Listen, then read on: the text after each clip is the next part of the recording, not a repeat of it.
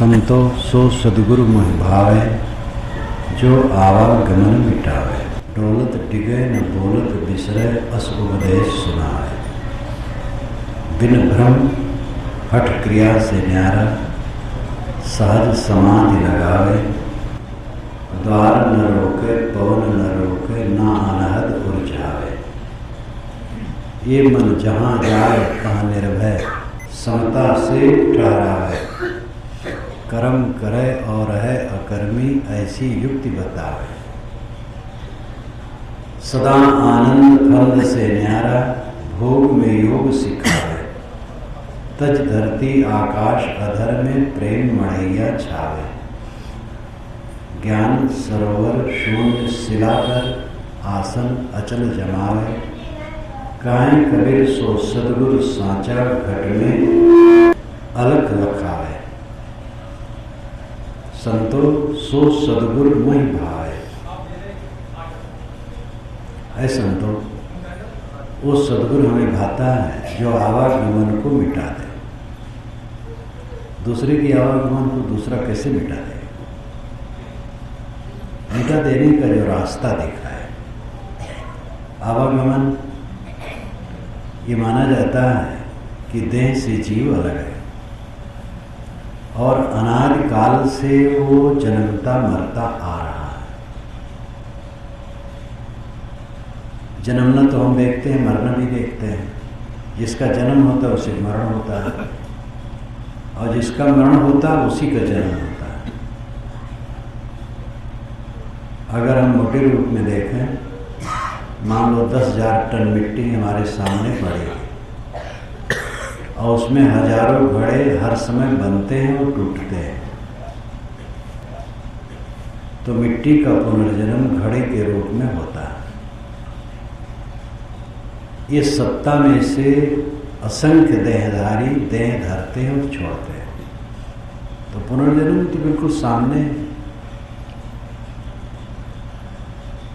आत्मा के अस्तित्व को देह से अलग समझ लेने पर इसको और ठीक से समझा जा सकता है।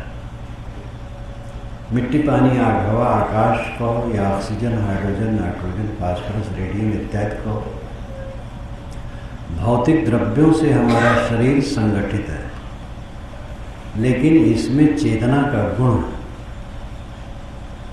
कोई गुण द्रव्य में रहता है। चेतना रूपी गुण किस द्रव्य का है? उसी द्रव्य को हम चेतन, रूह, सोल, आत्मा, जीव इत्यादि कहते हैं। हम आज ही नहीं, कल भी थे, 10 वर्ष पूर्व भी थे, इस जन्म के पूर्व भी थे, और ये जब शरीर नष्ट होगा तब भी रहेंगे। विज्ञान सम्मत बात है कि कोई वस्तु जो मौलिक है न बनती है न मिटती है, केवल संयोग वियोग होता है। जो आज है अचानक कहाँ से आ गए, और जो नहीं है, जो है वो चला कहाँ जाएगा। इसलिए सत्ता नित्य, जड़ और चेतन ये दो सत्ताएं हैं, ये दोनों सत्ताएं नित्य हैं। जो लोग मानते हैं कि नहीं पुनर्जन्म नहीं होता है, एक भौतिकवादी होते वो कहते पुनर्जन्म नहीं होता, उनके लिए तो बात ही छोड़ो। लेकिन जो धार्मिक हैं उनमें भी ऐसी शाखा है कि जो मानते हैं एक बार जन्म होता है, अनेक बार नहीं। आर्य परंपरा बारंबार पुनर्जन्म मानती है, सामी परंपरा एक बार पुनर्जन्म मानती है।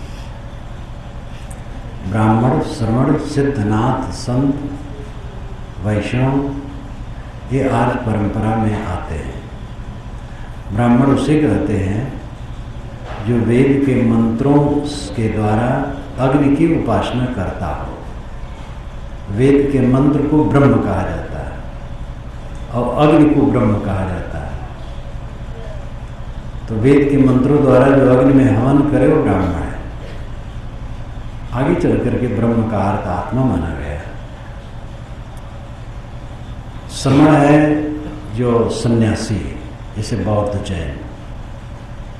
सिद्ध हैं, 84 सिद्ध, नाथ हैं, गोरखनाथ इत्यादि, संत हैं, संत मत के प्रवर्तक कबीर है, फिर नानक, दादू, दरिया, घीसा, पलटू, बहुत संत है। ये संत परंपरा के वैष्णव हैं।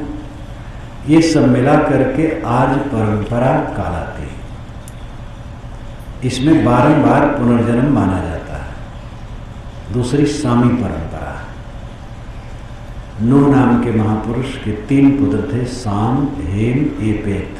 साम बड़े थे। साम के वंशज यहूदी हैं। यहूदी से ईसाई निकले और फिर इस्लामी निकले। तो यहूदी, ईसाई, इस्लामी को सामी कहा जाता है, सामी परंपरा। इनमें पुनर्जन्म एक बार माना जाता है। आज तो पहला जन्म है और फिर नरक या स्वर्ग में फिर जन्म होगा, इसके बाद नहीं होगा। जो नरक में गया सदा के लिए नरक में रहेगा और स्वर्ग में गया सदा के लिए स्वर्ग में रहेगा। लेकिन सामी परंपरा में भी बारंबार पुनर्जन्म के लिए सूत्र है। कुरान शरीफ में आता है, ईश्वर जिन पर नाराज हुआ उनमें से कुछ को सूअर और कुछ को बंदर बना दिया। तो नाराज उसी पर हुआ जा सकता है जो देहधारी हो और गलत काम किया। और कोई देहधारी मनुष्य सूअर बंदर बना दिया गया तो पुनर्जन्म हो गया। हदीसों में भी ऐसी बातें आती हैं जिससे पुनर्जन्म सिद्ध होता है। वो कथा कहने के अवसर नहीं है। रूमी साहब इस्लाम में एक बहुत बड़े संत हुए हैं ईरान में, जो विद्वान भी थे और संत भी थे। उन्होंने लिखा है, हम जो सब जहाँ बारहा रोईदम हफ्त सद हफ्तात कालिब दीदम। हम 770 बार जन्मे और घास फूस के समान उगे। हफ्त सद हफ्ताद, हफ्त नाम 7, सद नाम 100, हफ्ताद नाम 70, 770। पाठांतर माना जाता है हफ्त 2 हफ्ताद। हफ्त 7 2 2, 7 दुनाम 14 और हफ्ताद 70, 70 और 14 84। 84 में भटक चुके। ये रूमी साहब का वचन है। सामी परंपरा में भी पुनर्जन्म के बीज हैं। वेद में भी पुनर्जन्म के बीज हैं। वेद इस धरती तल का प्राचीनतम ग्रंथ है। ऋग्वेद सबसे पुराना है। फिर साम तो स्वतंत्र वेद नहीं है, उसके पास 75 मंत्र कुल हैं। बाकी सब ऋग्वेद के मंत्र हैं। वो गाने के लिए अलग किया गया है। अथर्व वेद स्वतंत्र मंत्र वेद है और यजुर्वेद। अथर्व और यजुर्वेद में भी ऋग्वेद के मंत्र हैं। ऋग्वेद प्राचीन है और बहुत महत्वपूर्ण है और दुनिया का प्राचीनतम शास्त्र है। उसमें भी पुनर्जन्म के सूत्र हैं। जितना खुलासा उपनिषदों और पीछे के ग्रंथों में उसमें नहीं। लेकिन आर्य परंपरा में चिंतन की विशेषता थी, इसलिए पुनर्जन्म सिद्धांत यहाँ काफी पका। सामी परंपरा में प्रार्थना पर ज़्यादा जोर रहा, इसलिए विचारों को उतना श्रेय नहीं दिया गया। तो उनके सूत्र रहे वो पके नहीं, विस्तृत नहीं। ये तो शास्त्रों की बात हुई। जो सत्ता है, सत्ता सबसे बहुत प्रामाणिक है। शास्त्र तो सत्ता की छाया है और शास्त्र में गलत सही दोनों हो सकते हैं, लेकिन सत्ता में जो है सो है। पुनर्जन्म माने बिना चैतन्य सृष्टि का समाधान नहीं हो सकता है। एक आदमी बुद्धिमान है, एक आदमी बुद्धिहीन है, एक आदमी जन्म से ही स्वस्थ है, एक आदमी जन्म से ही रोगी है, एक आदमी झोपड़ी में पैदा हुआ, एक आदमी महल में पैदा हुआ। तो ईश्वर ने ऐसा अन्याय क्यों किया? अगर पुनर्जन्म नहीं होता है तो ऐसा अन्याय ईश्वर ने क्यों कर डाला? एक को कुड़ी, एक को वैधा बना दिया। 2 और 2 क्या होता है नहीं समझता है, और एक थोड़ी ही उम्र में बहुत बुद्धिमान है। अगर ईश्वर ने ऐसा किया, इसी पर ईश्वर पर व्यंग है। सामी ईश्वर पर व्यंग है न्याव न कीन कीन ठकुराई, बिन कीन्हे लिख दीन बुराई। ईश्वर ने न्याय नहीं किया, ठकुराई किया, और बिना कुकर्म किए बुराई लिख दिया। अब जीव साफ पाक था, पहली बार देह में आया है, उसको कोढ़ी बना दिया, दरिद्र बना दिया, मूर्ख बना दिया, तो उसने ठकुराई की, किसी को धनी बना दिया। ठकुराई का मतलब है बस जबरदस्ती अपनी बात कायम कर देना। ठकुराई पर एक मनोरंजक उदाहरण है। एक किसान के खेत में आलू की बड़ी अच्छी उपज थी, तो गांव के ठाकुर आलू ढूंढ ढूंढ करके खाने के बड़े आती रहे। तो सुबह जाए उसके खेत में बैठ जाए और उंगली से नीचे से निकाल करके जेब में डाल दें। आप लोग तो सब आलू की जगह में है, ये जानते हैं कितना सरल है निकालना। और लाके अपने दरवाजे पर कौड़ा में भून के खाएं। किसान कई दिन देखा कि कौन ले जाता है। एक दिन वो पहले ही आकर के छिप के बैठे। ठाकुर जी आए, निकालने लगे, तो वो खड़ा हुआ, कहा ठाकुर साहब ये उचित नहीं है आपका। कहे चुप बदमाश, मैं टट्टी करता हूँ। कि हजूरी यहाँ कहाँ टट्टी है, ये देखे पड़े कि हजूरी तो सुखी है। फिर मैं ठाकुर हूँ, जैसी टट्टी करूँ, सुखी करूँ गिरी करूँ। ये ठकुराई है। अब ईश्वर चाहे जिसे करे, चाहे कोड़ी बना दे, चाहे अंधा बना दे, चाहे आँख वाला बना दे, चाहे संपन्न बना दे, चाहे विपिन्न बना दे, चाहे जो करे। ठकुराई किया ईश्वर पे, न्याय तो नहीं किया। लेकिन अगर जीव अपने कर्मों के अनुसार प्रवाह में बह रहे हैं तो ईश्वर का कोई दोष नहीं। जैसा उसका कर्म था वैसे देह मिली। तो ये चैतन्य सृष्टि, प्राणियों की सृष्टि का समाधान पुनर्जन्म माने बिना नहीं होता। ये माना जाता है कि पुनर्जन्म में जीव भटकता आया, इसे मोक्ष चाहिए, फिर जन्म न हो। जन्म जब न होगा तब कहाँ रहेगा? उसके लिए मुक्ति का लोक भी माना गया। और जो स्वर्ग की व्याख्या, वो भी स्वर्ग नरक भी है। पाप वेदों में स्वर्ग नरक की व्याख्या तो बड़ी सुंदर है।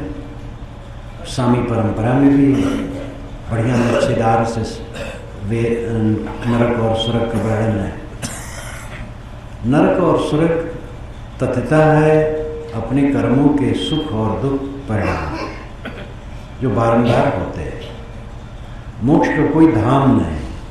आत्मा अपने आप में स्थित हो जाए, आज ही मुक्त हो जाए, तृष्णा रहेगी। तृष्णा से जीव कहीं जाता है। तृष्णा समाप्त हो जाने पर आवागमन मिट जाता है। शराब पीने वाला शराब की दुकान पर जाता है, जो शराब नहीं पीता शराब की दुकान पर नहीं जाता है। जिसे विषयों की तृष्णा है वो संसार में जन्म लेता है।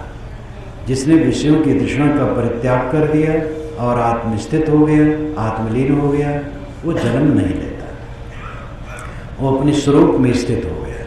उसी को निर्वाण मोक्ष कहते हैं। अब इन दार्शनिक और गूढ़ विषयों को छोड़कर हम सरल यात्रा करें। संतों सुसद्गुरु में भावे, जो आवागमन मिटावे। आवागमन मिटाने का सरल परिभाषा ये है, इस जीवन में हमें तृप्त कर दे, आप्त काम, पूर्ण काम, निष्काम बना दे। ऐसा हमें ज्ञान मिले कि लगे अब कुछ करना बाकी नहीं, कुछ पाना बाकी नहीं, कुछ होना बाकी नहीं, न जीने की इच्छा न मरने की इच्छा, पूर्ण तृप्त, पूर्ण संतुष्ट, पूर्ण निर्भय। ये मोक्षावस्था। एक जीवन मुक्ति है, एक विदेह मुक्ति है। विदेह मुक्ति को जो न समझे जीवन मुक्ति को तो समझ सकता है। जीते जीते सारी तृष्णाओं का पार हो जाए, सारी तृष्णाओं से पार हो जाए। जीवन मुक्ति सुख धन लोग इकट्ठा करते हैं और जानते हैं मर जाएंगे सब छूट जाएगा, लेकिन देह रहे तक सुख से रहने के लिए धन इकट्ठा करते हैं। अगर कोई ये माने कि मरने पर मुक्ति होगी कि नहीं होगी इसका पता नहीं, तो इतना तो समझ सकते हैं कि जीते जीते मुक्ति का आनंद होता है। अगर जीते जीते मुक्ति का आनंद लेना है तो साधना करना पड़ेगा। जितना धन आप संग्रह किए हैं मर जाने पर छूट जाएगा, फिर भी संग्रह करते हैं क्योंकि जीवन भर तो धन चाहिए। तो जीवन भर मुक्त रहने के लिए साधना क्यों नहीं की जाए? इस जीवन में कोई मानसिक तनाव ना हो, कोई पीड़ा ना हो, मानसिक रागत द्वेष रहित, हर्ष शोक रहित, भय रहित, चिंता रहित, इस परमानंदमय स्थिति को प्राप्त करने के लिए क्यों नहीं साधना करनी चाहिए? और आत्मा सत्य है, देह के न रहने पर भी वो रहता है। तो जो आज मुक्त है आगे भी मुक्त है, जो आज बद्ध है आगे भी बद्ध है।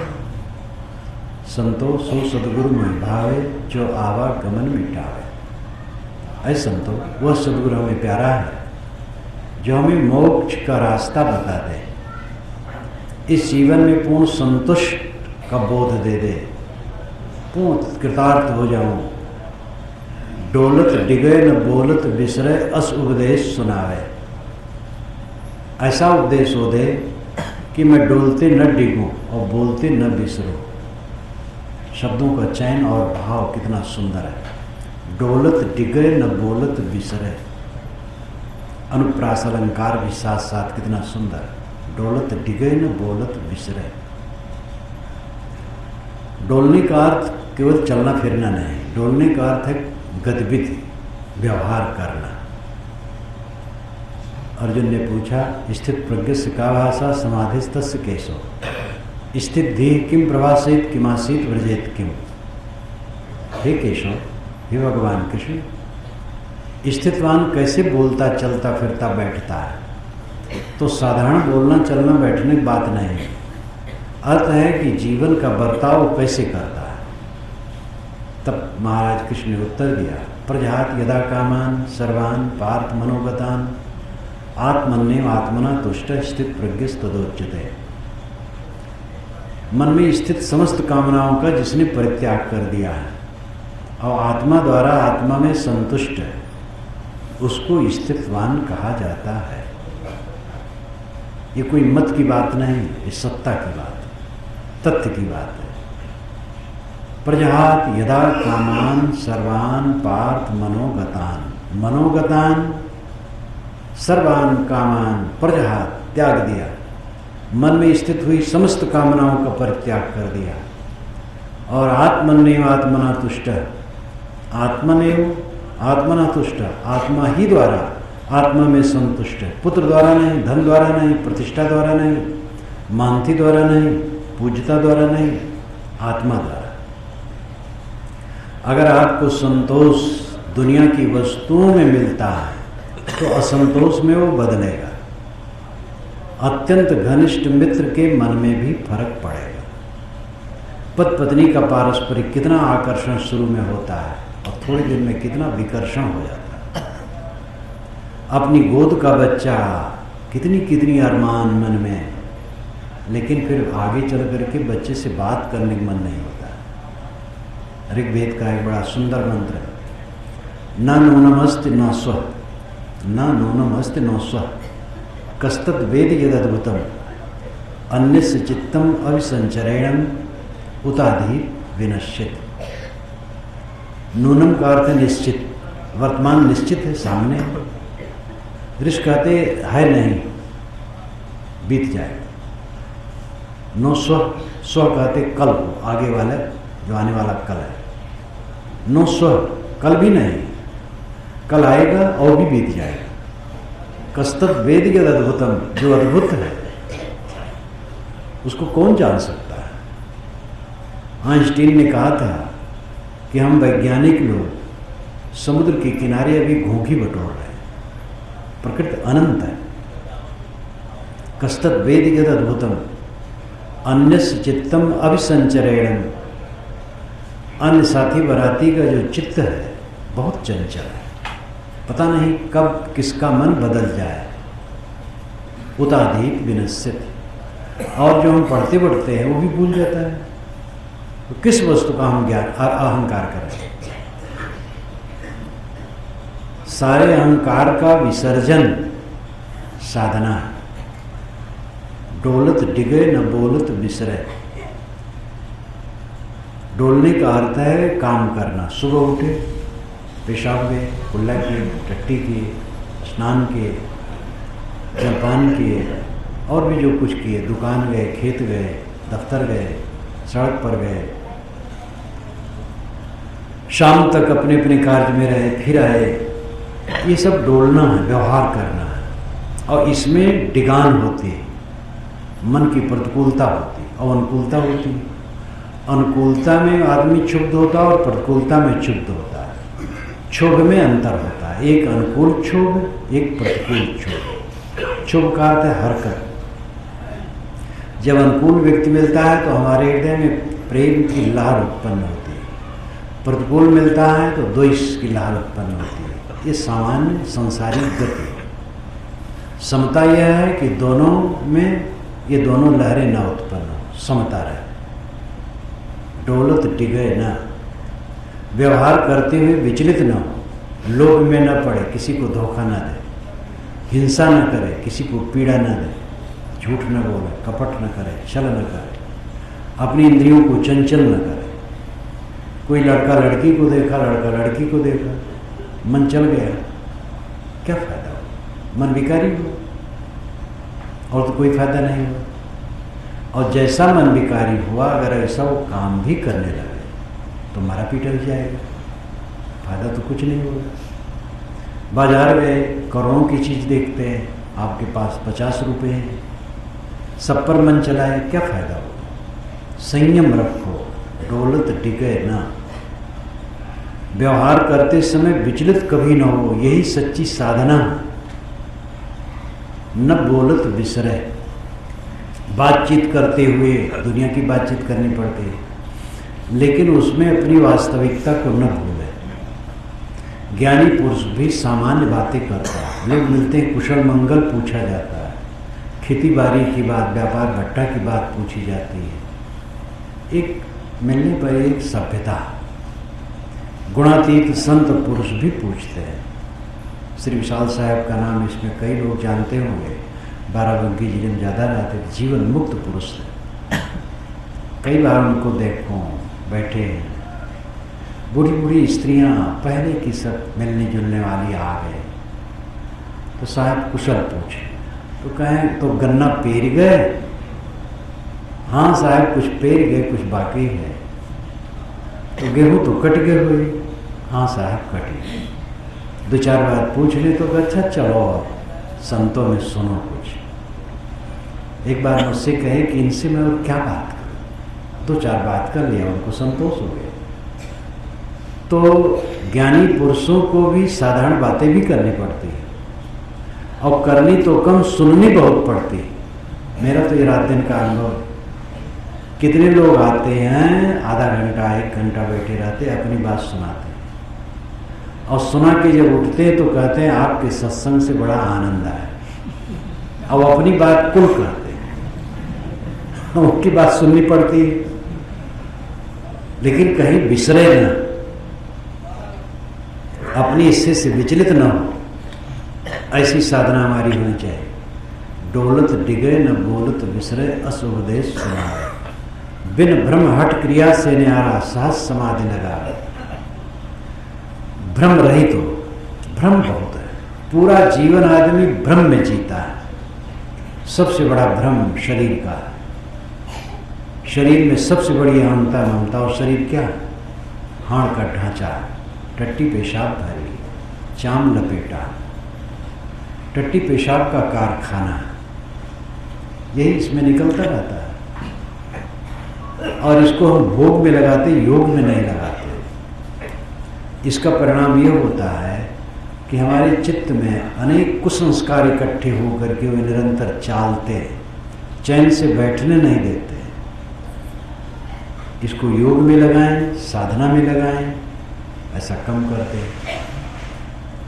ये मिलेगा, वो मिलेगा, बच्चों से मिलेगा, बहू बेटियों से मिलेगा, ऐसी सुविधा मिलेगी, न मालूम कितना कितना भ्रम, और सब झूठा ठहरता है। इस संसार में मिलने वाली बात अगर है तो चांटे हैं, चांटे मिलेंगे बस और कुछ नहीं। और ये जवान लोग इसको नहीं समझ सकते, बूढ़े समझेंगे, क्योंकि बूढ़े अनुभव कर चुके हैं और जवानों को ही बड़ी लंबी आशा है। वे सोचते हैं कि मिलेंगे जरूर। अगर वो बूढ़ों से पूछ ले और बूढ़े बतावें तो भी जवान मानेंगे कहाँ से? मानेंगे नहीं।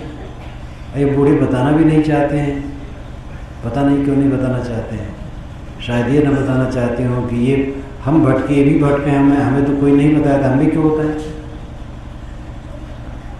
चांटे के सिवा कुछ मिलने वाला नहीं। ठोकर ठोकर ठोकर ठोकर, जीवन भर ठोकर। ठोकर ही खाते खाते आदमी मर जाता है। अपना काम नहीं करता। अपना काम करना है अंदर से अपने को मजबूत कर। ब्रह्म वर्म ममांतरम, ये वेद के मंत्र का अंश है। ब्रह्म वर्म ममांतरम, वर्म नाम कवच, मेरे भीतर का कवच है ब्रह्म। ब्रह्म नाम शुचिता, ज्ञान, पवित्रता। मेरे अंदर का कवच क्या है? ज्ञान है, शुचिता है।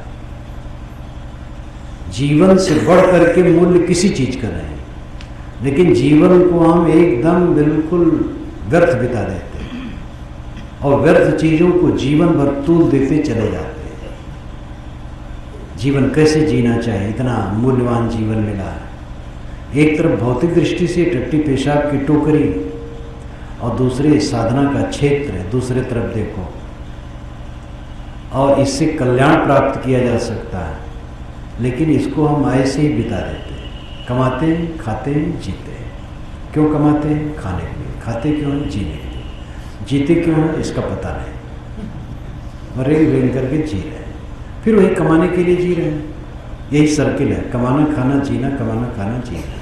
और बहुत वीरता किए, 2-4 बच्चे पैदा कर लिए। अब तो ये वीरता नहीं दिखानी चाहिए, बहुत सृष्टि हो गई है, इसलिए एक ही संतान में रहना चाहिए। चीन ने काफ़ी इस पर कंट्रोल कर लिया है, हमारे भारतवर्ष में कंट्रोल नहीं हो रहा। तो आखिर क्या करते हैं? पूरा जीवन विकास करते हैं, उन्नत करते हैं। क्या उन्नत करते हैं? बड़ी बिल्डिंग बना ली, कार खरीद लिए। आजकल तो होड़ है, उनके ड्राइंग रूम में इतनी सजावट है तो हमारे ड्राइंग रूम में ऐसी सजावट होनी चाहिए। जीवन को सजाने की चेष्टा ही नहीं। जीवन किस लिए मिला? हम माटी गोबर में अपने को जीवन भर डाले रहते हैं। अपने मन की शुचिता, मन की पवित्रता, मन की शुद्धता पर ध्यान ही नहीं देते। इसलिए बाहर से भरे भरे होते हुए भी भीतर से खाली खाली रहते हैं। बिन भ्रम, भ्रम में आदमी जीवन भर जीता है। और भी बहुत भूत प्रेत, जादू टोना, जंतर मंतर, बहुत बहुत भ्रम है। आजकल तो टीवी द्वारा भी सुनता हूँ, हाथ रेखा का प्रचार, तो ग्रह दशा लगन मुहूर्त का प्रचार, तो पता नहीं क्या क्या प्रचार, खूब भ्रांति फैलाई जा रही है। हाथ रेखा कभी किसी को न दिखाओ, हाथ से मेहनत करो। लगन मुहूर्त किसी से कुछ मत दिखाओ, मेहनती रहो। बच्चा जन्मे, तिथि मिति लिख लो, बस बहुत है, कुछ करवाने की जरूरत नहीं। मेहनत में विश्वास करो, चरित्र में विश्वास करो। गणित ज्योतिष सही है, फलित ज्योतिष में भ्रांतियां, और इसमें डाल करके अच्छे अच्छे लोग विकृत हैं, और इतना पाखंड इसमें फैल जाता है कि हद है। 12 राशियां पूरी, और कितने 7 अरब तक आदमी एक एक राशि पर 60 70 करोड़ मनुष्य है। मानो एक कुंभ राशि है, कुंभ राशि में 60 करोड़ 70 करोड़ मनुष्य हैं, तो सबके भाग्य अंगूठी पहन करके सारे ग्रह दशा को उसमें बांधे रखने की चेष्टा करते हैं और पढ़ाया जाता है। शास्त्रगत बात है, अथर्ववेद में तो सब लिखा है, ये नग पहनना चाहिए, सोना पहनना चाहिए, झाड़ फूक भी है, जंतर मंतर भी, लेकिन ज्ञान की बातें भी। अब तो वेदों में जो कुछ है, मैंने एक पुस्तक लिखी है, वेद क्या कहते हैं, धानीपुर में ही खत्म हो गया। परसपुर में तो बहुत लोग मांगते थे, नहीं रहा, यहाँ भी नहीं, बहुत सी पुस्तकें खत्म हैं। वेद क्या कहते हैं उसका संस्करण भी 2 महीने के पूर्व हुआ है और दूसरा संस्करण करने की अब तैयारी चल रही है। 3 ही महीने में उसकी कापियाँ खत्म होती जा रही हैं। मैं चाहता था कर्नलगंज में आवे, लेकिन आ नहीं सका। केवल श्री कुमार को मैंने 1 जिल्द भेजा था। 121 संदर्भों में चारों वेदों के सारे विषय गुम्फित किए गए सरल ढंग से। मंत्र टिप्पणी में मैंने दिया, नंबर दिया है। हिंदी प्रवाह में आप पूरा पढ़ें। और वेद के छंद इतने मार्मिक हैं, इतने अलंकारों से भरे हैं, चित्त को एकदम इतना आस्पर्श करते हैं, क्या पूछें। पूरी दुनिया जब एकदम अंधकार में सोती थी तो हमारे यहाँ ऋषि वेद के उच्चतम मंत्रों की रचना करते थे। मैक्स मूलर, मैकडॉनल, कीथ, ये सब ने स्वीकारा है। समय से आप देखेंगे वेद क्या कहते हैं। 700 पृष्ठों की वो पुस्तक है। सारे विषय आ गए हैं उसमें। मैं कह रहा था कि ऋषियों ने जो हमें रास्ता दिखाया, संतों ने रास्ता दिखाया, दुनिया के पीर पैगंबर और औलिया, इन सब ने जो रास्ता दिखाया, उनमें जहाँ तक तथ्य की बात है, जहाँ तथ्य की बात आती है, एक बराबर रहती है। अथर्ववेद में कितने पंडित भी नागभूषी कोड़ते हैं। अरे अथर्ववेद पीछे का है। गोरखपुर में तो गत वर्ष में एक पंडित जी, मैं अथर्ववेद को नहीं मानता, और ब्रह्मवेद अथर्ववेद को कहा जाता है। ब्रह्मचर्य सूक्त, भूमि सूक्त, विवाह सूक्त, घर कैसे बनाना चाहिए, इतना विषय वस्तु उसमें है कि अद्भुत है। तो अथर्ववेद में झाड़ फूक भी, जंतर मंतर भी। इसीलिए ऋषियों ने कहा था सप्तम्युत्युना पुनंतो यत्र धीरा मनसा वाचम कृत। ये ऋग्वेद का मंत्र है। चलनी से सत्तू जैसे छाना जाता है, वैसे विवेक से वाणी को छानो। कबीर साहब ने कहा साधु ऐसा चाहिए जैसा सूप सुबह। तो वेद हो, शास्त्र हो, कुरान हो, पुराण हो, सब पढ़ो, आदर दो सबको, लेकिन विचारक बनो। मान न लो कुल, विवेक से देखो। समसामयिक बातें भर उठती हैं तो भ्रम बहुत है। झाड़ फूक, जंतर मंतर, भूत प्रेत, ग्रह लगन, मोह, दिशाशूर, अंग फड़कने का, दहना अंग फड़के पुरुष का तो शुभ है, बायां फड़के तो अशुभ है। और स्त्रियों का अगर बायां फड़के तो शुभ है, दहना अशुभ। वायु विकार से अंग फड़कते, उससे कोई हानि लाभ नहीं होता। मंगल बुद्ध उत्तर दिश काला, मंगल बुद्ध उत्तर जाओ तो काल है। लेकिन मंगल बुद्ध को भी इलाहाबाद से लखनऊ, फैजाबाद ट्रेनें बसें आती। गुरुवार को दक्षिण जाओ तो मौत है, और गुरुवार को भी इधर से उधर जाती है। तो ये सब भ्रांतियाँ बहुत हैं। भूत प्रेत की भ्रांति आज भी डराने वाले लोग हैं। भूत प्रेत अपने दिमाग की कमजोरी का परिणाम है। प्रेत का अर्थ है वह जो चला गया, जो देह छोड़ करके जीवात्मा चला गया, उसको प्रेत कहते हैं। तो बिन भ्रम रहित जीवन होना चाहिए। ज्ञान हमारा भ्रम रहित हो, और भ्रम रहित हम तब हो सकते हैं जब निष्पक्ष हो। परंपरा मान्य है, और परंपरा की सब बातें कोई नहीं मानता। उस पर मुझे याद आती है, एक शहर में मेरा कार्यक्रम होता है तो एक पंडित जी संचालन करते हैं। वो पुरोहित भी हैं, विद्वान भी हैं। एक कुर्सी लेके अलग बैठ जाते हैं, वो संचालन करते हैं। तो अब की बार जब हुआ तो उन्होंने संचालन शुरू किया, तो फिर कहा अच्छा सज्जनों, अब महाराज जी का परंपरा विरोधी प्रवचन सुनिए। तो मैंने कहा भाई मैं परंपरा विरोधी नहीं हूँ, लेकिन परंपरा समर्थक भी नहीं, दोनों के बीच में। और मैं ही नहीं और लोग भी गोस्वामी जी को परंपरा समर्थक लोग कहते हैं। लेकिन ऋग्वेद के चौथाई में इंद्र की महिमा। ऋग्वेद में जितने मंत्र हैं उसमें एक 54 मंत्र केवल इंद्र की महिमा में, और इंद्र के समान कोई नहीं, महान देवता। उस इंद्र को गोस्वामी जी ने सठ कहा है। सूख हाड़ ले भाग सठ, पूरे मानस में इंद्र को गाली, केवल एक जगह प्रशंसा है। जब राम विवाह देख रहा था तो 1000 नेत्रों से देख रहा था, वो धन्य था। और 1000 नेत्र क्या, वेद में आया है कि इंद्र के 1000 नेत्र, तो 1000 नेत्र, इंद्र सूर्य, उसकी किरणें नेत्र। लेकिन पुराण में आकर के इंद्र भ्रष्ट हो गया, गौतम की पत्नी के साथ दुराचार किया, तो गौतम ने श्राप दिया कि तेरे 1000 भग हो जाए, तो 1000 भग हो गया। तो फिर बहुत गिड़गिड़ाया, तो उसको नेत्र बना दिया गया। ये सब विकृतियाँ, वेद का कोई देवता चरित्रहीन नहीं है, सारे देवता चरित्रवान हैं। और पुराण के देवता आप लोग जानते हैं कैसे हैं, कितना शिथिल कर दिया गया है, क्योंकि देवता मनुष्य बनाता है। चरित्रवान मनुष्य चरित्रवान देवता का निर्माण करता है, और चरित्र शिथिल हो जाता है तो चरित्रहीन देवता का निर्माण होता है। जो सात्विक संप्रदाय वाले हैं वे अपने भगवान को मांस शराब नहीं चढ़ाते, उनका भगवान मांस शराब नहीं खाता है। लेकिन तामसी लोग अपने भगवान को मांस शराब, क्योंकि वो शराब पीते हैं, मांस खाते हैं।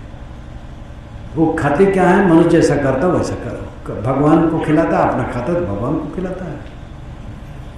तो ऐसे सभी देवताओं को गड़बड़ाया गया है। तो गोस्वामी जी को हम कैसे कहें परंपरावादी, देवताओं को उन्होंने बहुत शिक्षा दे रखी।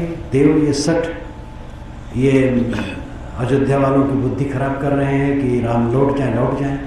आप अयोध्या कांड पढ़िए और फिर आरण्य कांड इत्यादि। तो परंपरावादी सर्वथा कोई नहीं होता है, और परंपरा से हट करके बिल्कुल कोई नहीं होता है। कबीर साहब अत्यंत क्रांतिकारी थे, लेकिन 175 बार उन्होंने बीजक में केवल राम शब्द कहा। तो परंपरा की बात है। हरि शब्द कहा, अनेक बार हरि शब्द कहा, ये परंपरा की बात है। फिर हरि और राम के साथ उन्होंने रहीम भी कहा, क्योंकि उनका दृष्टिकोण व्यापक था। वे मानते थे पानी और जल एक ही बात है, इसी प्रकार राम रहीम एक ही बात है। हम भाषा बोलते हैं, परंपरा प्राप्त भाषा बोलते हैं, परंपरा छोड़ दें तो भाषा बोल नहीं पाएंगे। परंपरा से हट करके काम नहीं होता। हमारे ऋषियों मुनियों पीरों पैगंबरों ने जो ज्ञान की बात की है, सदाचार की बात की है, समाज को रास्ता सुझाया है, और उसमें जो ज्ञान विज्ञान का माल टाल है उसको अस्वीकार देना तो आत्मघाती बात होगी। लेकिन उसी परंपरा में जो कूड़ा कचरा भर गया है उसको लेना आत्मघाती बात होगी। इसलिए दद्दा देखो बिन सनहारा, जस देखो तस्करो विचारा। विचारवान बनो, आंखें खोल करके सुनिए, सबकी निवेरिए अपने विवेक से निर्णय करो। बिन ब्रह्म हट क्रिया से न्यारा, सहज समा हट क्रिया में न पड़े। हट क्रिया जैसे कोई बहुत जलसैन करने लगे, खड़ेश्वरी हो गए, बहुत दिन उपवास रहते हैं। उपवास बीच बीच में थोड़ा ठीक है, कई दिनों का उपवास एक साथ ठीक नहीं।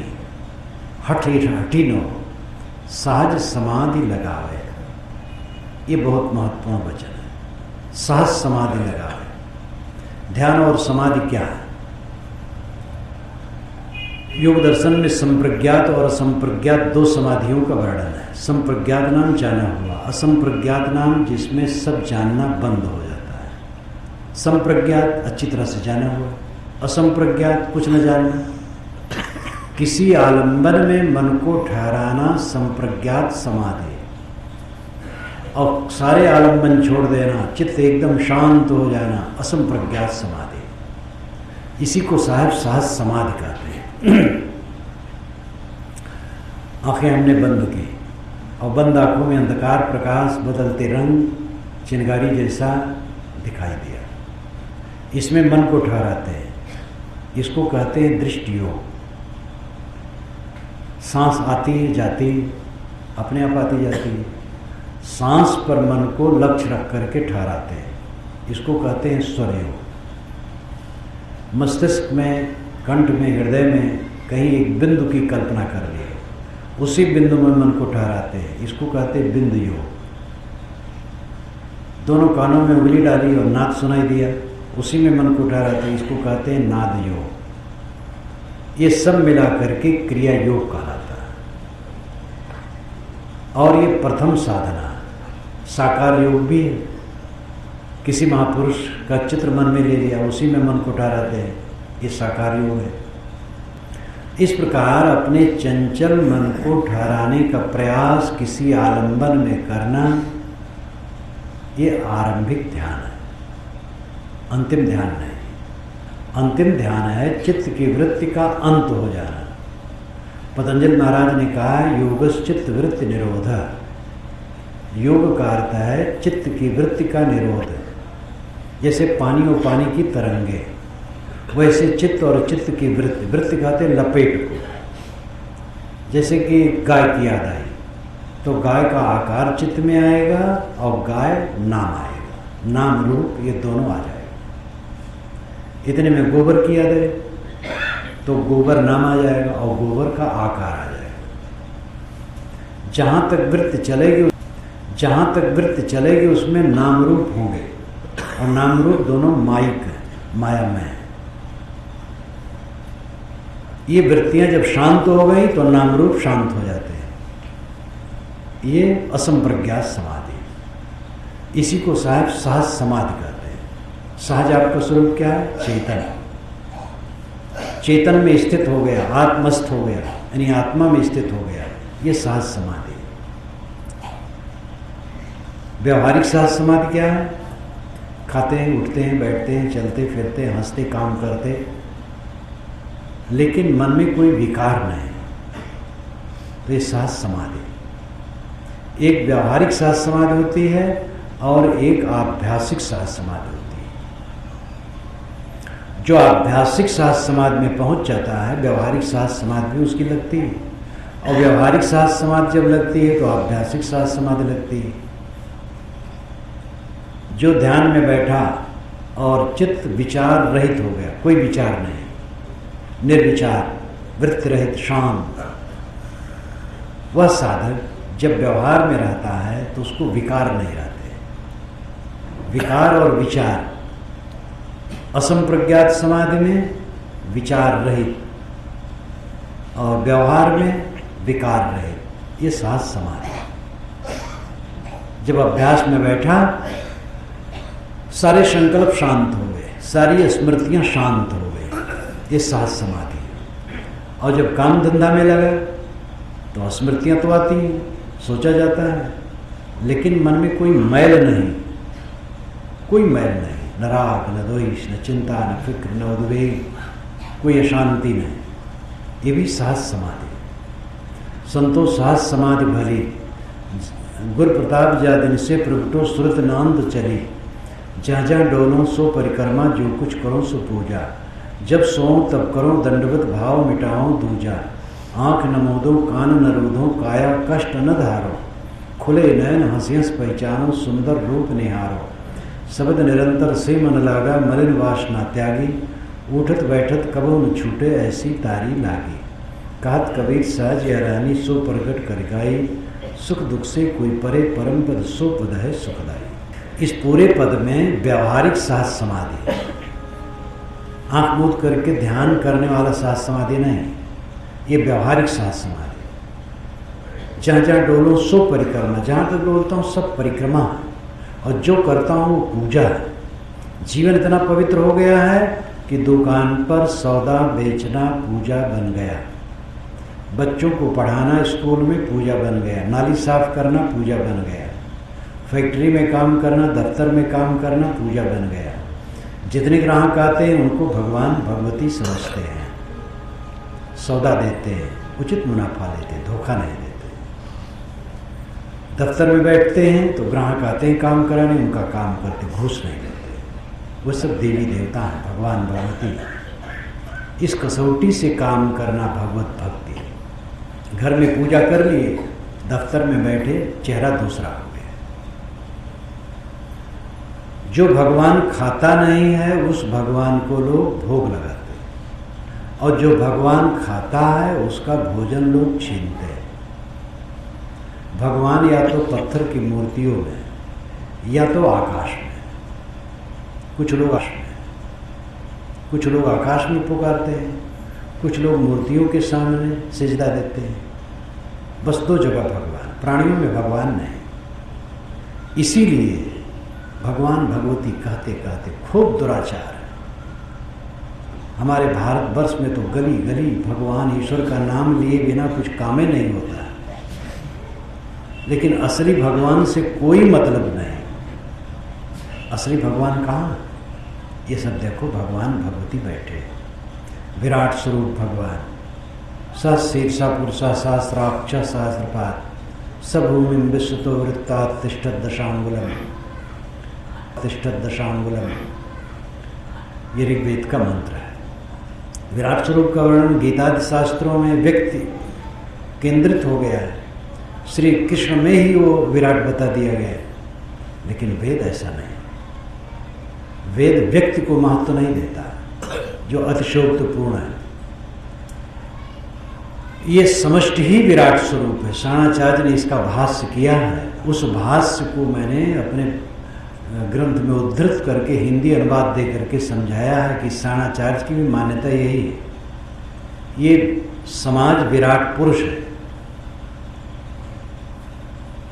समष्टि और व्यष्टि, एक एक व्यक्ति को व्यष्टि कहते हैं और बहुत से व्यक्तियों के समूह को समष्टि कहते हैं। व्यक्ति जीव है, समष्टि परमात्मा है।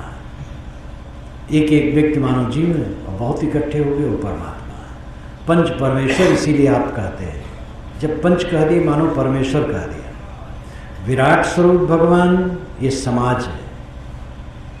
अलग अलग व्यक्ति उसके हाथ पैर है। सभूमिं विश्वतो वृत्त, वह भूमि पृथ्वी पर विश्वतो सब तरफ से वृत्त घेरे, पूरी भूमि में प्राणी, लेकिन अतितिष्ठत दशांगुलम, उससे भी अतितिष्ठत ऊपर उठ करके 10 अंगुल पर बैठा है। 10 अंगुल नाभि से नापो तो 10 अंगुल ऊपर हृदय। यहाँ सगुण निर्गुण दोनों की चर्चा है। बाहर सगुण है, भीतर निर्गुण है। सरगुण की कर सेवा, निर्गुण का कर ज्ञान, सरगुण निर्गुण से परे तहाँ हमारा ध्यान। साहब कहते सगुण की सेवा करो, निर्गुण का ज्ञान करो। आंखें खुलें, ये सब सगुण भगवान है, इनकी सेवा करो। आंखें बंद करो, अंदर में चेतना का दीपक जो जल रहा है वो निर्गुण है, उसका ज्ञान करो। और ध्यान ये दोनों से ऊपर है, उसमें सेवा और ज्ञान दोनों समाप्त हो जाते हैं। मैंने आपसे कहा कि असली ध्यान है चित्त का संकल्प रहित हो जाना। वहाँ ज्ञान कहाँ? चश्म बंदो, गोश बंदो, लब विबंद, गर्नबीनी सर्रेक बर्मन बखन। रूमी साहब ने कहा आंखें बंद कर लो, चश्म बंद हो, गोश बंद हो, कानों को बंद कर लो, लब विबंद, ओठों को बंद कर लो, गर्नबीनी सर्रेक बर्मन बखन। इतने पर सत्य के दर्शन न हो तो मेरा मजाक उड़ाना। तो वहाँ पर कर्म और ज्ञान दोनों शांत हो जाता है। कर्म इंद्रियों से होता है और ज्ञान मन द्वारा। लेकिन अंतिम स्थिति में पहुँच करके कर्म भी छूट गए और यानी इंद्रियां शांत हो गई और मन शांत हो गए, तो वहाँ सेवा भी नहीं और ज्ञान भी नहीं, वो दोनों से ऊपर है। फिर जब साधक उठेगा तो सेवा भी करेगा, ज्ञान भी करेगा। लेकिन ध्यान सेवा और ज्ञान से ऊपर है। तो परमात्मा का जो विराट स्वरूप है ये प्राणियों का समूह है। और दुर्भाग्य यह है कि ये दृष्टि इंसान ने खो दी। यहाँ तक कि परमात्मा और देवता के नाम पर जीव मारे जाते हैं। प्राणियों के गला को जब रेतो वे तड़फें तब ईश्वर और देवता खुश होते हैं। हद हो गई। दुनिया के जितने पुराने ईश्वरवादी मत हैं सब यही, सबकी राग यही रहे। जो ईश्वरवादी नहीं थे उनकी नहीं रहे। बौद्ध जैन ईश्वरवादी नहीं थे तो धर्म के नाम पर वे कोई जीव कभी नहीं मारे। लेकिन स्वामी और आर्य दोनों परंपरा में जो ईश्वरवादी रहे हैं वो ये करते रहे हैं। आर्य परंपरा में विचारों की उदारता होने से इस पर काफ़ी कंट्रोल हो गया। स्वामी परंपरा में विचारों की उदारता न होने पर इस पर कोई आंदोलन ही नहीं चला। आज परंपरा में आंदोलन चला। एक एक यज्ञ, एक अश्वमेध यज्ञ में 300 पशु कटते थे। लेकिन आज किसी यज्ञ में एक मक्खी भी नहीं मारी जाती है जानबूझकर। देवी देवता के नाम पर अभी भी कटते हैं हिंदू में, नेपाल में बहुत कटता है, लेकिन यज्ञ में नहीं कटता है। तो पुराने ईश्वरवादी मत जीव हत्या करके ईश्वर और देवता को खुश करने टुटका करते थे, आज भी कर रहे हैं, तो उचित नहीं। धर्म वह नहीं होता है जिसमें किसी को सताया जाए। संत ईसा की प्रशंसा करनी पड़ेगी। उन्होंने जीवन में कोई बलि नहीं दी और बलि का विरोध किया, और इसी विरोध के कारण यहूदियों ने उनको मरवाया। तो ईश्वर को खुश करने के लिए निरीह प्राणियों को काटा जाए, देवताओं को खुश करने के लिए निरीह प्राणियों को काटा जाए, ये कहीं बुद्धि में समाती है बात? बिल्कुल गलत है। फिर नहीं काटते हैं तो वैसे लूटते हैं। एक दूसरे को धोखा देना, पहले तो घूस कहीं कोई छिपके लेता था, आज घूस दस्तूर है। कितने लोग तो कहते कुर्सी पर बैठते हैं इसलिए क्योंकि तनख्वाह मिलती है, काम करवाना है, मेहनताना दो, ऊपर से मेहनताना। अध्यापक पहले कहते थे तनख्वाह कम है इसलिए पढ़ाने में मन नहीं लगता है, अब अध्यापक कहते हैं मानो कि तनख्वाह इतनी ज़्यादा हो गई कि पढ़ाने में मन नहीं लगता है। कितने अध्यापक पारी बांधे रहते, भैया इस दिन हम आएंगे उस दिन तुम आना, देख लो और क्या है, पढ़ाना नहीं चाहते। कॉलेजों में विश्वविद्यालयों तक में ढिलाई है, कितना दुर्भाग्य। और सब भगवान मानने वाले, इतना नौनो नेजा ऊपर तक भगवान की मान्यता है, लेकिन असली भगवान से बिल्कुल अछूते और भगवान से पूरी शत्रुता। अगर प्राणियों के प्रति, प्राणियों को धोखा देने की बात है, कष्ट देने की बात है, कहाँ भगवान मानने की प्रवृत्ति हुई? भगवान ये सत्ता, हमारे सामने भगवान मौजूद है। जो हमारी नींद खुले, पत्नी बच्चे माता पिता भाई बंधु पशु पक्षी जो दिखाई दे सब भगवत स्वरूप है, ये हमारी दृष्टि होनी चाहिए।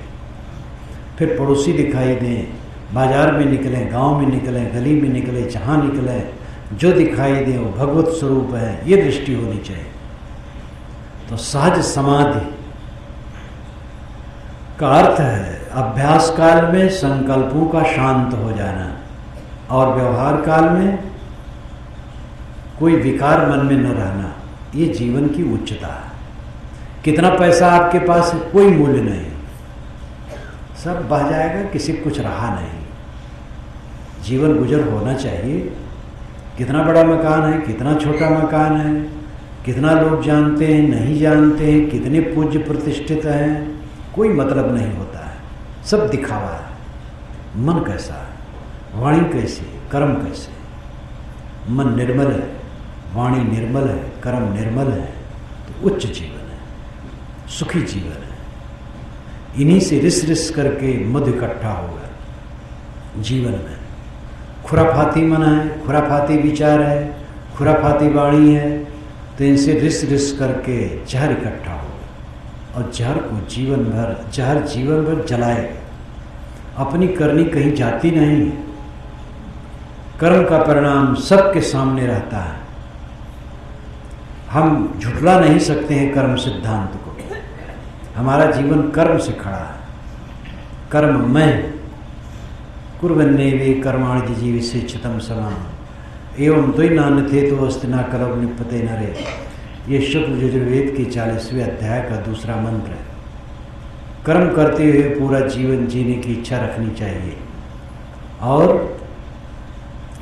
कर्मों में लिपायमान नहीं होना चाहिए। यही तुम्हारे लिए रास्ता, और कोई रास्ता नहीं। सहज समाधि लगावे, द्वार न रोके, पवन न रोके, न अनहद उछावे।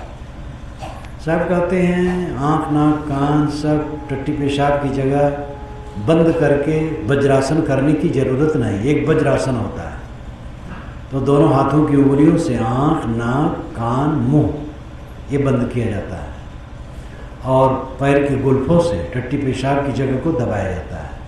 बीजक की व्याख्या में ये सब प्रकार मैंने लिखा है।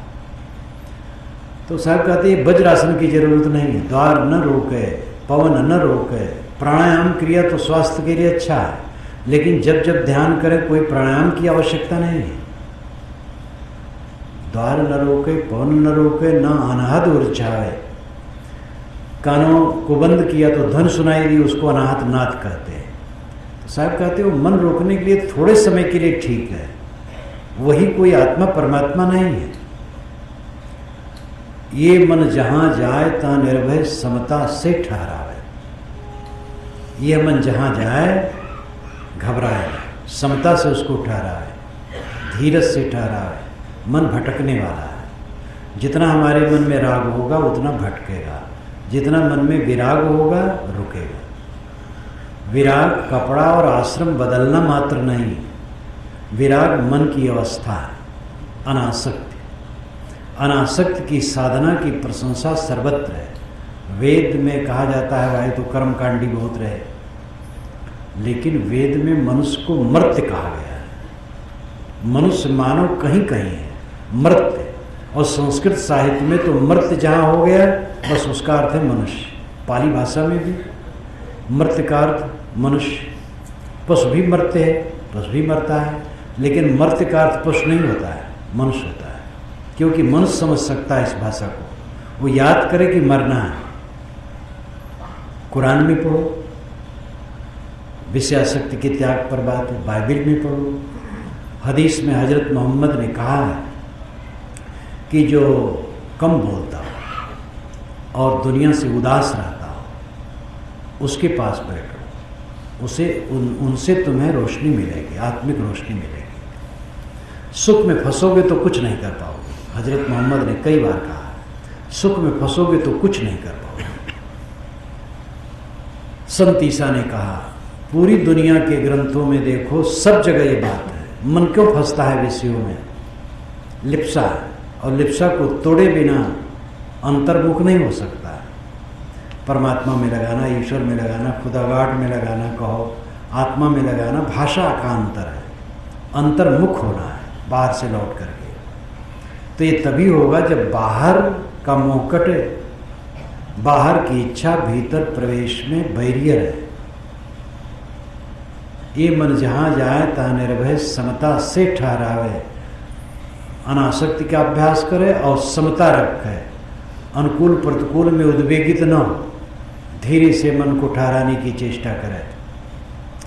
कर्म करे और है अकर्मी ऐसी युक्ति बतावे। कर्म करे लेकिन अकर्मी रहे। कर्म पर कबीर साहब ने जोर दिया, वैदिक ऋषियों ने भी कर्म पर जोर दिया। सारे वैदिक ऋषि कर्म करते, गाय चरवाहे तो सब थे, और दवाई कूटते थे, हल चलाते थे। सीरा युंजंत कवयो, ये ऋग्वेद के मंत्र का अंश है। सीर कहते हल को, सीरा बहुवचन में कहा गया है। कवि का अर्थ है ज्ञानी। हिंदी में कवि का अर्थ होता है जो कविता बनावे, और एक बोतल शराब पी करके मंच पर कविता गावे, वो सब कवि। लेकिन संस्कृत भाषा के अनुसार कवि का अर्थ होता है पारदर्शी, आत्मज्ञानी। सीरा युंजंत कवयो, जो आत्मज्ञानी है वो हल चलाता है। कारुरहम ततो विषग उपल प्रक्षणी नाना नाना धियो वसूयव अनुगायो तस्तिम इंद्रा इंदो परिश्रवा, ये ऋग्वेद का मंत्र है। कारुरहम, कारु अहम, मैं कारू, कारुणम शिल्पी। वेद के मंत्र का रचने वाला कहता है मैं शिल्पी हूँ, कारीगर हूँ। ततो भिषक, मेरा तात पिता भिषक है, वैद्य, दवाई कूटता है। उपल प्रक्षणी नना, नना नम्र माता, उपल प्रक्षणी जो भूनती, भड़भूज। उपल कहते पत्थर को, उपल कहते बालू को। बालू से अन्न को भूनने वाली उपल प्रक्षणी। नाना धियो वसूयव, वसु के लिए, धन के लिए हम घर वाले नाना काम करते हैं। कैसे करते हैं? अनुगायु तस्थिम, जैसे गाय चरागाह में चारा खोजती। इंद्रा इंदु परिश्रवा, इंद्र, इंद्र के लिए बहो, ऐसोमरस, इंद्र के लिए बहो। तो वैदिक ऋषि सब कर्म कर हैं। श्री कृष्ण महाराज गाय चराते थे, उपनिषद के ऋषि गाय चराते हैं, ये तो कर्म के प्रति घृणा वर्ण व्यवस्था के विकृत काल में हुआ। वर्ण व्यवस्था के 3 संस्करण हैं। पहला संस्करण है काम का बंटवारा, दूसरा संस्करण है योग्यता के अनुसार वर्ण मानना, तीसरा संस्करण है जन्म के अनुसार। जब से जन्म के अनुसार माना गया तब से छुआछूत, ऊंच नीच की भावना और काम करने से घृणा, मोटा काम करने वाला छोटा माना गया, अछूत माना गया। ये दुर्भाग्यपूर्ण, और इसी से हमारे देश का पतन होता चला गया। आज भी ये बात है कि अगर मोटा काम करता है तो वो छोटा है, लेकिन ऋषियों की बात ही नहीं। कर्म, ज्ञान और तप से मैं मेखला बांधता हूँ, ये अथर्ववेद में ब्रह्मचर्य सूक्त में आया है। कर्म, ज्ञान और तप। ऐ शिष्यों, मैं तुम्हें कहता हूँ कर्मशील रहो और ज्ञानी बनो और तप करो, संयमी रहो। आगे चल करके तप और ज्ञान तो लिया गया, कर्म को छोड़ दिया गया। सन्यासी लोग आग छूना पाप मान लिए, पंडित लोग आग में हवन करते थे, तो सन्यासियों ने आग छूना ही पाप मान लिया। जैनों बौद्धों ने आग छूना पाप मान लिया, सन्यासियों ने आग छूना पाप मान लिया। तो कर्म को तो एकदम छोड़ दिया, तप और ज्ञान को केवल लिया। लेकिन उस वैदिक धारा को मानो कबीर साहब ने फिर जगाया। वो एक कर्म पर जोर दिए, कर्म करे और रहे अकर्मी। उन्होंने बीजक में अपने को खुल करके जुलाहा कहा, ब्राह्मण नहीं कहा। एक लड़का आया मेरे पास, अभय शुक्ल, विश्वविद्यालय में पढ़ता था इलाहाबाद में। कबीर पर शुक्ल की मेरी दृष्टि पुस्तक पढ़ करके बहुत प्रभावित हुआ, मुझसे मिला, बहुत मेधावी था। तो कहा महाराज मैं कबीर पर रिसर्च कुछ कर रहा हूँ, तो उसमें आया है, कबीर ने कहा है कि पहले जन्म हम ब्राह्मण होते ओछे कर्म मत ही ना, रामदेव की सेवा छोटी पकड़ जुलाहा की ना।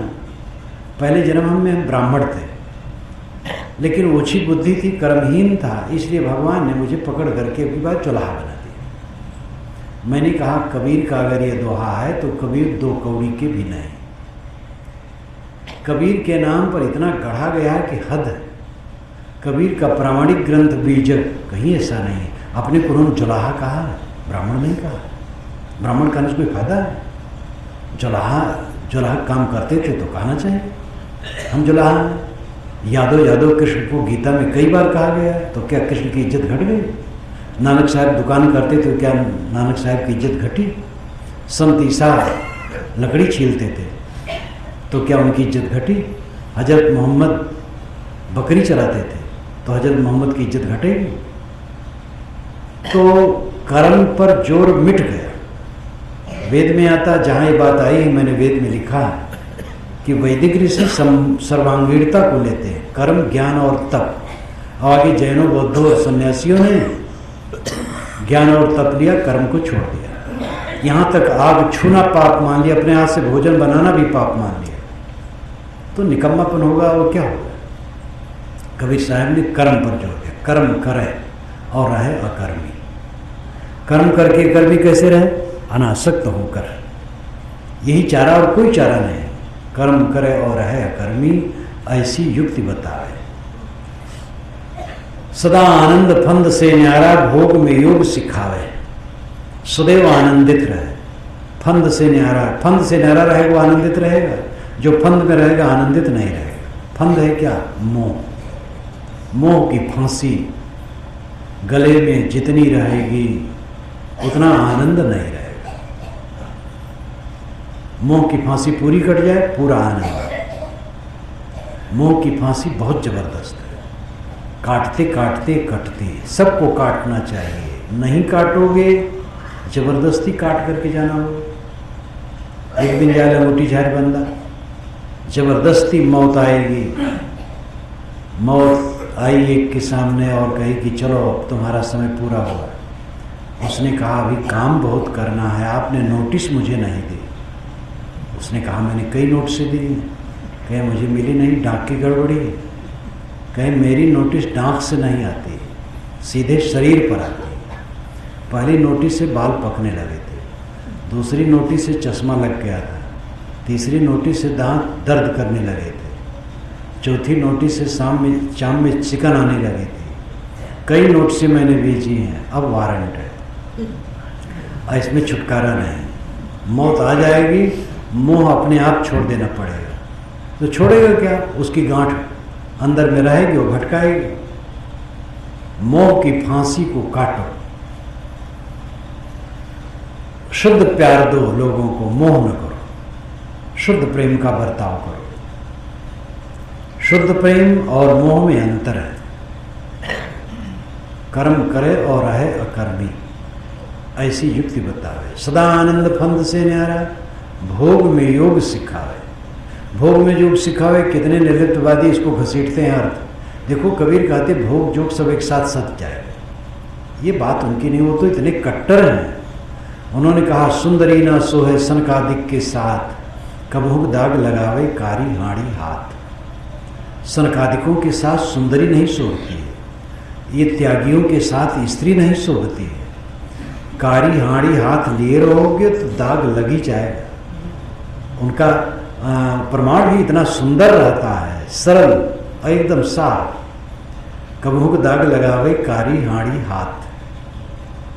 तो ये वो नहीं मानते कि भोग योग साथ चल जाएगा, कहते हैं भोग में योग सिखाए। आदमी भोगी होता है, उसको योग सिखाना है। योगी को योग क्या सिखाया जाएगा? वो तो योगी है ही, भोगी को योग सिखाना है। भोग में योग सिखाए।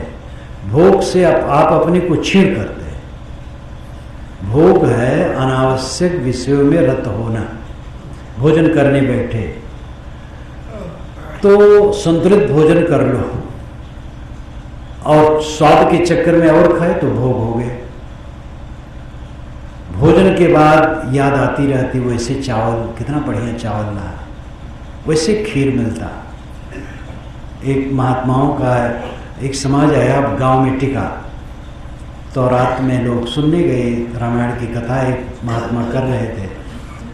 तो आरत अधिकारी जो पावे गूढ़ो तत्व न साधु दुराने, उसमें आया। गांव वाले अनपढ़ थे, तो समझे कि आरत अधिकारी जो पावे, अधियारी रात जो पावे, तब गूढ़ तत्व साधु कहते हैं। तो जब आधी रात हो गई तब फिर आए, सब साधु लेट गए थे। तो एक ने कहा कहो जी, वो जब गोंडा गया था तो उसने जो मोहन भोग बनवाया था, वैसा मोहन भोग तो किसी ने नहीं बनवाया। हाँ गुरुजी, वो तो बहुत बढ़िया था, लेकिन जब लखनऊ में गया था और जो हलवा बना था, वैसा हलवा कहाँ था आज तक कोई बनवाया? तो कि हाँ रे, तो ठीक कहता है। तो गाँव वाले सोची ही गुड़ तत्व है क्या? तो साधु लोग हलवा और मोहन भोग की याद कर रहे थे। ये भोग है। भोजन मिले, सुपाच्य भोजन करो, संतुलित करो। कड़ी भूख लगने पर खाओ, और सुपाच्य और संतुलित भोजन करो तो स्वास्थ्य ठीक रहेगा, पेट ठीक रहेगा, सब ठीक रहेगा। और जहां राख किए तहां वो भोग हो गया। गृहस्थ लोग संतान के लिए संयोग करें गृहस्थी का, बाकी की कोई जरूरत नहीं। बाकी तो भोग है केवल, और उसमें अपने को छीन करना कोई फायदा नहीं। आदत जानवरों में आदत नहीं बनती है। जानवर ऋतुकालिक संबंध में उत्तेजित हो जाते हैं, गर्भाधान कर दी बस छुट्टी, कुछ नहीं, आदत नहीं बनाते हैं, उनकी आदत होती नहीं। आदमी में आदत बनती है, उसका मन बहुत छोटा है, और वही उसी का मन संयत हो सकता है, जानवर का नहीं।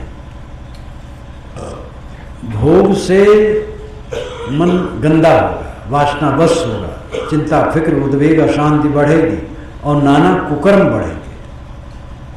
जितना भोग प्रबल होगा उतनी हिंसा, हत्या, चोरी, बेईमानी, ठगाई, धोखाधड़ी सब कुछ होगा। ईर्षा, द्वेष, क्रोध, काम, मद, मत्सर। भोग जितने प्रबल होते हैं पाप उतने प्रबल होते हैं। मानती का भोग करना है तो अगले महंत को मार देना है, अथवा तिकड़मबाजी करना है, महंत जी मर गए तो दूसरा गुरुभाई न बैठे हम बैठ जाए, ये सब भोग है। गुरुवाई करने की इच्छा, महंती करने की इच्छा, जगत गुरु बनने की इच्छा।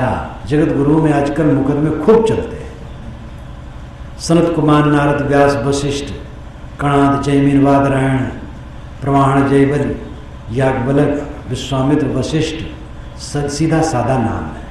कोई जगत गुरु नहीं, कोई महामंडलेश्वर नहीं। आज कितने जगत गुरु हैं, कितने महामंडलेश्वर हैं। प्रतिवाद भयंकर। पूरे मानस में गोस्वामी जी ने अपने को मानस मर्मज्ञ नहीं लिखा है, लेकिन 4 चौपाई पाठ कर लेने वाले मानस मर्मज्ञ ही नहीं, प्रतिवाद भयंकर, शास्त्रार्थ महारथी। तो ये जो दिखावा है ये सब भोग है। संसार से जो लिप्सा है ये भोग है, और जितना भोग हमारे चित्त में रहेगा उतने हम अपराधी रहेंगे, उतना हम दूसरे को पीड़ा देंगे। धर्म क्या है? अपने पर संयम और दूसरे पर शील का बर्ताव। तो भोग में योग सिखाए, भोगी आदमी को योग की सीख दे। सदा आनंद फंद से न्यारा भोग में योग सिखावे। तज धरती आकाश अधर में प्रेम मड़ैया छावे। धरती को छोड़ करके आकाश में चला जाओ, प्रेम की मड़ैया वहां बना ले। धरती का मतलब है मलिनता, आकाश का मतलब है स्वच्छता। ये लाक्षणिक अर्थ है। अभिधा लक्षणा व्यंजना ये 3 शब्द शक्तियां होती हैं। जहां अभिधा शाब्दिक अर्थ नहीं लगता वहां लक्षणा और व्यंजना होती है। तज धरती आकाश अधर में प्रेम मड़ैया छावे। मलिनता से ऊपर उठ करके स्वच्छ आकाश में चला जाए, निर्मलता के आकाश में, और प्रेम की मड़ैया छा ले। आदमी जितना निष्काम होता जाएगा उतना निष्पाप होता जाएगा। भोग की इच्छा है तो पापी होगा। जितनी मात्रा में भोग की इच्छा उतनी मात्रा में पाप। लोभ है तो अपनी कमाई को बटोर करके रखेंगे, बाल बच्चों को ठीक से नहीं खिलाएंगे। ज़्यादा लोभ हो जाएगा तो दूसरे कमाई भी हड़पना चाहेंगे, बेईमानी करेंगे। और ज़्यादा लोभ हो जाएगा तो चोरी करेंगे, और ज़्यादा लोभ हो जाएगा तो सीना चोरी करेंगे, हत्या करेंगे। काम वासना संयमित है तो मर्यादित रहेगा, अगर असंयम है तो अपने ही में इतना अति करेगा कि महारोगी दोषी हो जाएगा। और ज़्यादा है तो लोक मर्यादा विरुद्ध करेगा। जितना भोग बढ़ेगा उतना पाप बढ़ेगा। तो धरती को छोड़ करके आकाश में चले जाने का अर्थ यही है। मलिनता को छोड़ करके स्वच्छता में निवास करना। तज धरती आकाश अधर में प्रेम मड़ैया छावे। ज्ञान सरोवर शून्य शिला पर आसन अचल जमावे। शब्दों का चयन कितना सुंदर। ज्ञान के सरोवर में शून्य की शिला, उस पर अचल आसन जमा ले। ज्ञान सरोवर हर अंतरात्मा में ज्ञान है, उसमें शून्य शिला क्या है? असंप्रज्ञात समाधि, साहस समाधि। चित्त का शून्य हो जाना, चित्त वृत्ति का लय कर देना, और उसमें अचल आसन जमा ले। यानी साधक को चाहिए कि रोज रोज ध्यान का अभ्यास करे और वहाँ तक पहुँचे जहाँ की सारी वृत्तियाँ शांत हो जाती हैं, उस अवस्था तक पहुँचे। इसी को सभी ऋषियों ने कहा। गोस्वामी जी ने कहा, गोस्वामी जी श्री राम से जी ने कहा, गोस्वामी जी श्री राम से जिसको मिलवाए हैं उनके सौंदर्य में पहले खूब मोहित किए। विभीषण भी जब आया है तो श्री राम के सौंदर्य में मोहित हो गए, सब मोहित हो जाते हैं। लेकिन जब उन्होंने तथ्य कहा तो कहा, गो गोचर जालग मन जाई सो सम्माया जाने भाई। गो और गोचर, और जहाँ तक इंद्री मन जाए सब माया। देखी सुनी गुनी मन माही मोह मूल परमारथ नाही। विनय पत्रिका में उन्होंने कहा, अनुराग जे निज रूप सुख जगते विलक्षण देखिए। संतोषम शीतल सदा दम देहवंत न पेखिए। निर्मल निरामय एक रस दे हर शोक न व्यापे। त्रैलोक्य पावन सो सदा जाकी दशा ऐसी भाई। यहाँ श्री राम एकदम अलग हो गए, कोई मतलब नहीं।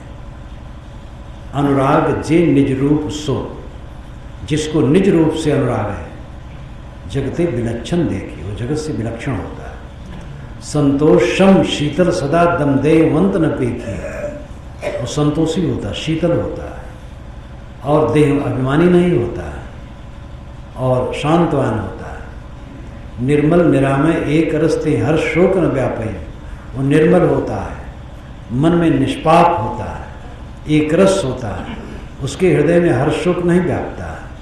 त्रैलोक्य पावन सो सदा जाकी दशा ऐसी भाई, ये स्वरूप स्थित की बात है। निज सुख बिन मन होई की थीरा, ये तो मानस में ही है। निज सुख के बिना मन स्थिर नहीं होगा। साहब ने कहा जब लग दिल पर दिल नहीं तब लग सब सुख ना है। जब तक दिल दिल में ना होगा सब सुख, दिल हमारा बहता रहता है, बहता रहता है। देखिए बस बह गया, मकान देखे, गाड़ी देखे, घोड़ा देखे, स्त्री देखे, पुरुष देखे, किसी का सम्मान देखे, किसी की प्रतिष्ठा देखे, भीड़ देखे, हर जगह बह गया। क्या जीवन है? नरक है। कहीं मन न बहे, दिल में दिल रहे, कहीं न बहे, सब कूड़ा कचरा, पूरा संसार। यह संसार सकल है मैला, राम गहे ते सूचा, कहें कबीर राम नहीं छाड़ो, गिरत परत चढ़े ऊंचा। ये सारा संसार मैला, कूड़ा कचरा, राम पवित्र है। राम कौन है? सबकी अंतरात्मा। राम शब्द प्रिय न हो, रहीम का लो, कोई हर्ज नहीं। पानी न पीना चाहो, जल पी लो, बात एक है। कबीर का राम वह राम है जिसको आप रहीम भी कह सकते हैं, अल्लाह भी कह सकते हैं, खुदा घाट भी कह सकते हैं। कबीर का राम व्यक्तिवाचक नहीं है, कबीर का राम अंतरात्मा वाचक है। अंतर्ज्योत, बीजक में अंतर्ज्योत उनका पहला शब्द है। जैसे ऋग्वेद का पहला शब्द अग्नि है, वैसे कबीर बीजक का पहला शब्द अंतर्ज्योति है। क्योंकि वैदिक ऋषि अग्नि उपासक थे, तो पहला मंत्र ऋग्वेद में आता है अग्नि मेरे पुरोहितम यज्ञ से देवम ऋतजम होतारम रत्न धातमम। ये भी गायत्री मंत्र है और ये शुद्ध गायत्री मंत्र है। जो प्रसिद्ध गायत्री मंत्र है वो छांदिक दृष्टि से शुद्ध नहीं, भाव की दृष्टि से तो बहुत बढ़िया है, लेकिन छांदिक दृष्टि से मात्रा कम बेसी है। तत्सप्तुर्वर्ण्यम से कहा जाए तो 23 अक्षर है, ओम भूर्भुवः से कहा जाए तो बहुत ज़्यादा हो जाता है, तो छांदिक दृष्टि से त्रुटिपूर्ण है। लेकिन यह जो ऋग्वेद का पहला मंत्र है अग्निमेले पुरोहितम यज्ञ से, ये बिल्कुल छांदिक दृष्टि से भी शुद्ध है। तो ऋग्वेद के ऋषि अपना वेद शुरू करते अग्नि से, क्योंकि अग्नि पूज्य है, अग्नि ही सूर्य है, अदिति, और सविता है, दधिक्रा है, उषा है, अश्वनी है, ये सब अग्नि ही है। कबीर की वाणी शुरू होती अंतर्ज्योति शब्द एक नारी, हरि ब्रह्मा ताके त्रिपुरारी। तो अंतर्ज्योति से शुरू होता है, क्योंकि अंतर्ज्योति के उपासक थे, आत्मा के उपासक थे। वेद के ऋषि भी आगे चल करके आत्मा के उपासक हुए। तो अंतरात्मा जो सबकी अंतरात्मा है वही राम है, वही पवित्र है। अपनी अंतरात्मा में लौट आना, पवित्रता में लौट आना है, और अपनी अंतरात्मा से बाहर हुए सब कूड़ा कचरा। तो ज्ञान सरोवर शून्य शिला पर आसन अचल जमावे। आपके अंदर में ज्ञान का सरोवर है, उसमें शून्य शिला की स्थापना करो, यानी समाधि की स्थापना करो, और आसन अचल जमा लो। रोज समाधि करो, ध्यान करो, ध्यान न लगे तो भी करो, करते करते वो लगेगा। सादा भोजन करो, संयमित रहो, लाड डांट न करो, किसी को छलो न, धोखा न दो, और सदाचारी रहो, लड़ाई झगड़े की प्रवृत्ति न रखो। तो धीरे धीरे धीरे धीरे ध्यान लगना शुरू होगा। कहें कबीर सो सदगुर सांचा घट में अलख लखावे। साहब कहते वह सदगुरु सच्चा है जो घट में अलख को लखा दे। जो अलख ब्रह्म है वो घट के अंदर है, उसको लखाना क्या है? अलग को कैसे लखा सकते हो? अलग को लखाना यही है कि वो दृष्टा है सबका।